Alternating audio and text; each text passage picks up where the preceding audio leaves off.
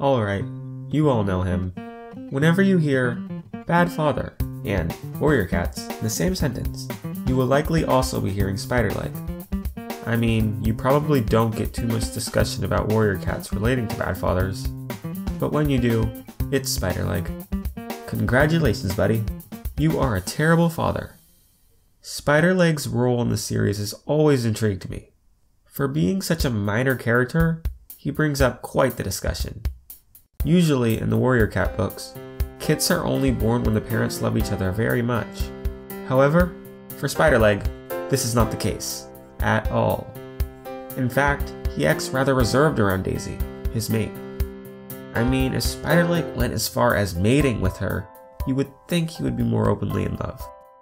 The confusion increases as Spiderleg avoids spending time with his kits. It could be argued that he was just avoiding responsibility, but let's face it, the entire warrior cat life is responsibility. If you're not responsible for one thing, it's another. I'm sure Firestar would not mind if Spiderleg wanted to care for his kits instead of patrolling all the time. After all, Firestar was once a father as well. The more likely reason for Spiderleg's negligence to his kits lies within. Spiderleg is shy, very shy.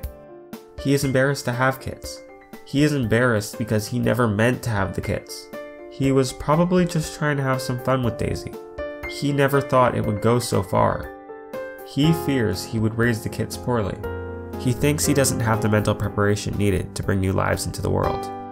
However, Spiderleg ultimately comes to realize that having kits is such a small mistake when compared to the massive mistake he made by not caring for them. Daisy says she is surprised the kits know they have a father. Ouch. As the kits grow older, he eventually starts to play with them. Unfortunately, his actions do have lasting effects. Because he was so focused on warrior duties, he is no longer close enough to Daisy to be considered her mate. This makes me curious about how he reacted to the death of his son, Toadstep. While Toadstep's death does not occur during the book, here's how I imagine it going down. Daisy and Rosepetal are grieving for the lost member of their family. Spiderleg, being Toadstep's father, also feels sorrow.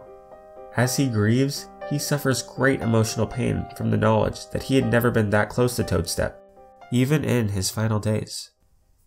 Spiderleg tries to comfort Daisy and Rosepetal, but lacks the emotional connection to do so properly. Afterwards, in the Super Edition Bramblestar's Storm, we get the slightest hints that Spiderleg longs to be friends with Daisy once again.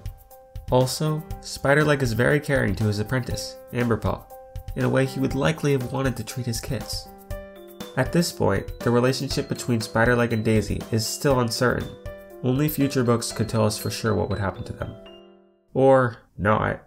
Bramblestar's Storm is the last we see or hear of Spiderleg. He dies before the events of the A Vision of Shadows story arc.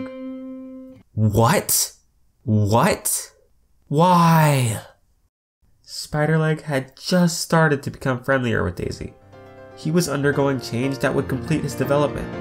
He could make up for being a bad father by loving his mate the way he always wanted to. He would overcome his fear of rejection for not being good enough. It would have been such a beautiful ending to his story. But no, he just had to die. In between two books. Now we'll never know what he truly felt. I mean, we could use the words of Kate, but that just makes it sadder. Spiderleg still loved Daisy. Why did this have to happen? The choice probably wasn't even well thought out. Here's how I imagine the decision to kill him off went down. Hello? Hello, random editor. There appears to be a mistake in the Allegiances section of the new book. Spiderleg is missing. Oh, my bad. I'll go and change that. The book is already being printed. Oh, well that's okay. We could just fix it for the next book. The fandom hates it when there are mistakes in the book. Well, what am I supposed to do? I mean, Spiderleg doesn't appear in this book at all. We could just say he died. Well, okay. Sounds good. Yeah, I probably won't stop being mad at this decision anytime soon. Spiderleg, at his core, has a very sweet and gentle, but fragile, heart.